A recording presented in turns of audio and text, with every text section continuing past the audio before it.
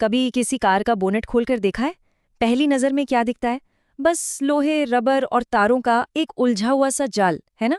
एक भारी भरकम खामोश सी मशीन लगती है। लेकिन असलियत में उस हुड के नीचे एक अलग ही दुनिया चल रही है। हर एक सेकंड हजारों छोटे छोटे बॉम्ब फट रहे होते हैं। सोचिए, और इन लगातार होने वाले धमाकों को इतनी खूबसूरती से कंट्रोल किया जाता है कि गाड़ी के अंदर बैठे किसी को अपनी कॉफी छलकने तक का एहसास नहीं होता। और यही तो इंजीनियरिंग का असली जादू है। असल में एक कार सिर्फ एक मशीन नहीं है। ये 3 अलग-अलग पर एक दूसरे पर पूरी तरह से निर्भर सिस्टम का एक शानदार कॉम्बिनेशन है, बिल्कुल एक जिंदा शरीर की तरह। तो चलिए आज इसी इंजीनियरिंग के जादू को परत दर परत खोलते हैं। हम 3 मेन सिस्टम्स को समझेंगे। सबसे पहले पावर ट्रेन, जो कि गाड़ी का दिल है। फिर रनिंग सिस्टम, जो इस ताकत को बैलेंस और कंट्रोल देता है। और आखिर में कंफर्ट सिस्टम, जो हमारे सफर को आरामदायक बनाता है। और अंत में भविष्य की ओर देखेंगे एक बड़े सवाल के साथ।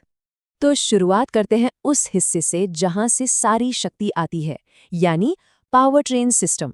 इसका सीधा सा काम है ताकत बनाना और उसे पहियों तक पहुंचाना। अगर कार एक शरीर है तो पावर ट्रेन उसका धड़कता हुआ दिल है। और इस दिल का सबसे जरूरी हिस्सा है इंजन। इसे एक ऐसी फैक्ट्री समझिए जो फ्यूल में छिपी केमिकल एनर्जी को मैकेनिकल एनर्जी में बदलती है। होता क्या है कि इंजन के सिलेंडर में हवा और फ्यूल का मिक्सचर जलता है, जिससे एक छोटा सा धमाका होता है। और उसी धमाके से जो दबाव बनता है वो पिस्टन को नीचे धकेलता है और यहीं से गाड़ी को चलने की ताकत मिलती है।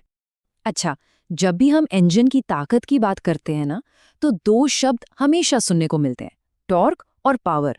अब ये हैं क्या? टॉर्क का मतलब है इंजन की घुमाने की शक्ति, उसकी ट्विस्टिंग फोर्स, मतलब काम करने की असल कैपेसिटी। और पावर का मतलब है कि वो काम कितनी तेजी से किया जा सकता है। इसे समझने का एक बहुत ही शानदार तरीका है। मान लीजिए एक इंसान 100 किलो की बोरी उठा सकता है। ये हो गया उसका टॉर्क। लेकिन वो उस बोरी को उठाकर कितनी तेज दौड़ सकता है, वो है उसकी पावर। तो आप शायद बिल्कुल क्लियर हो गया होगा कि क्यों एक ट्रैक्टर को खेत जोतने के लिए या एक ट्रक को पहाड़ चढ़ने के लिए जबरदस्त टॉर्क की जरूरत होती है। उसे भारी बोझ खींचना है। वहीं दूसरी तरफ एक रेसिंग कार को हाईवे पर तेज रफ्तार पकड़ने के लिए ज्यादा हॉर्स पावर चाहिए, ताकि वो अपना काम तेजी से कर सके। चलिए, ये तो हुई ताकत की बात। पर सवाल ये है कि इंजन तक फ्यूल पहुंचता कैसे है? देखिए, फ्यूल सिस्टम कोई साधारण पाइपलाइन नहीं है। ये एक बहुत ही हाई प्रिसिजन टेक्नोलॉजी है। इसे ऐसे समझिए कि फ्यूल इंजेक्टर का काम किसी स्नाइपर राइफल जैसा है, जिसे हर मिनट हजारों बार एक सटीक निशाने पर गोली दागनी होती है।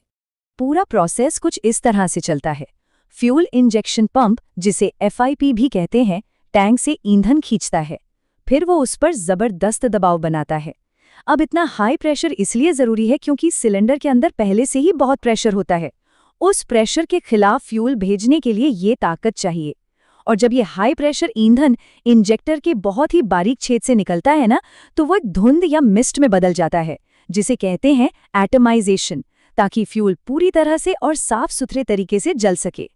और यहीं पर इस सिस्टम का सबसे जरूरी और शायद सबसे ज्यादा नजरअंदाज किया जाने वाला हिस्सा आता है, फ्यूल फिल्टर।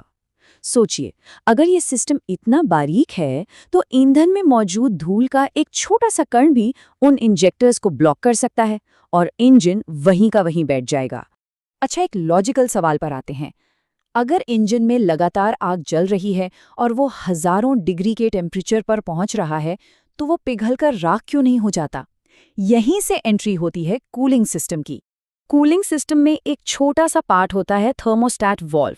ये एक बहुत ही स्मार्ट गेटकीपर है। देखिए, हमें अक्सर लगता है कि इंजन जितना ठंडा रहे उतना अच्छा है, पर ऐसा बिल्कुल नहीं है। इंजन को अपनी बेस्ट परफॉर्मेंस देने के लिए एक खास ऑप्टिमम तापमान चाहिए। जब इंजन ठंडा होता है तो थर्मोस्टेट बंद रहता है, ताकि इंजन जल्दी गर्म हो जाए।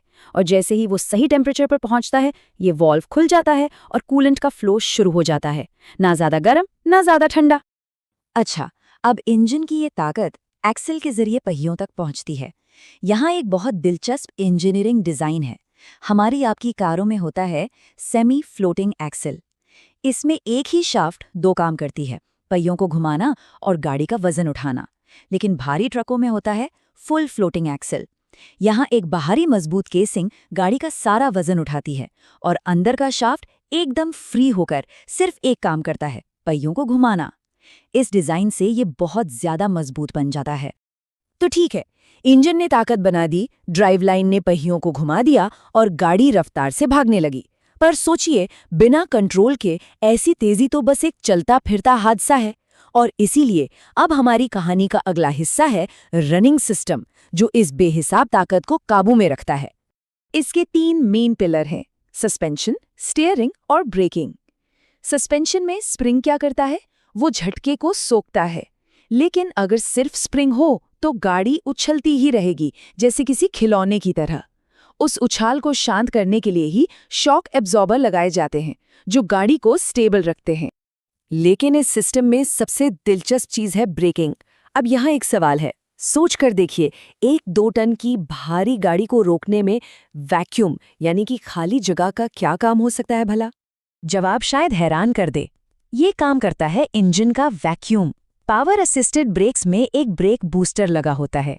ये बूस्टर इंजन से बने वैक्यूम का इस्तेमाल करता है। जब हम ब्रेक पैडल पर हल्का सा भी पैर रखते हैं तो ये बूस्टर उस वैक्यूम की शक्ति से हमारे दबाव को कई गुना बढ़ा देता है। यानी हमें लगता है कि ब्रेक हम लगा रहे हैं, लेकिन असली भारी भरकम काम तो हमारे लिए इंजन का वैक्यूम कर रहा होता है।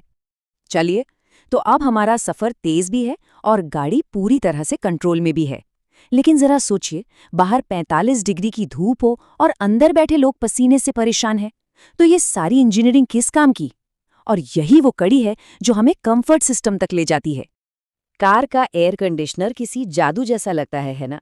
लेकिन ये शुद्ध विज्ञान है, थर्मोडायनामिक्स। असली खेल होता है एक्सपेंशन वाल्व में। जब हाई प्रेशर वाला लिक्विड रेफ्रिजरेंट इस वाल्व से गुजरता है तो उसे अचानक फैलने की जगह मिलती है। और फिजिक्स का नियम है, जब कोई गैस तेजी से फैलती है तो वो बेहद ठंडी हो जाती है। बस फिर एक पंखा उस बर्फीली ठंडी सतह से हवा गुजारकर केबिन में भेज देता है। लेकिन हीटर की कहानी तो और भी कमाल की है।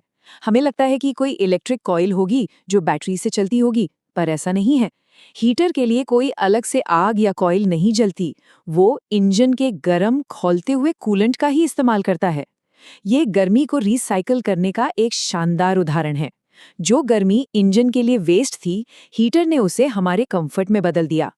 और यहीं पर एक और बहुत बड़ी गलतफहमी दूर कर लेते हैं।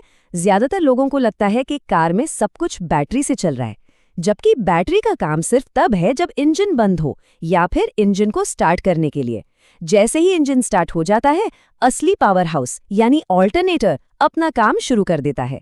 चलती गाड़ी में सारे इलेक्ट्रॉनिक्स वही चलाता है और साथ ही साथ बैटरी को भी चार्ज करता रहता है। तो हमने देखा कि कैसे ये सभी अलग अलग सिस्टम एक साथ एक लय में मिलकर काम करते हैं। लेकिन ये कहानी यहीं खत्म नहीं होती, क्योंकि भविष्य एक बहुत बड़ा बदलाव लाने वाला है। तो एक कार असल में केमिस्ट्री, फिजिक्स और ह्यूमन कंफर्ट की एक लाजवाब मास्टर क्लास है। पुर्जों की एक ऐसी सिम्फनी जो बिल्कुल सटीक सुर में बजती है। लेकिन अंत में ये सोचने वाला सवाल उठता है, ये सारे सिस्टम इंटरनल कंबस्शन इंजन के इर्द गिर्द ही घूमते हैं। अब जैसे जैसे इलेक्ट्रिक गाड़ियों का दौर आ रहा है, पावर ट्रेन और कूलिंग की ये पूरी दुनिया ही बदल जाएगी। एक ईवी में न फ्यूल पंप है, न एग्जॉस्ट है और न ही वैक्यूम बनाने वाला इंजन। तो क्या भविष्य में जब हम किसी गाड़ी का बोनेट खोलेंगे तो हमें लोहे और रबर की जगह सिर्फ कोड्स और चिप्स ही नजर आएंगे? ये एक सवाल ऑटोमोबाइल के पूरे भविष्य को फिर से लिखने की ताकत रखता है।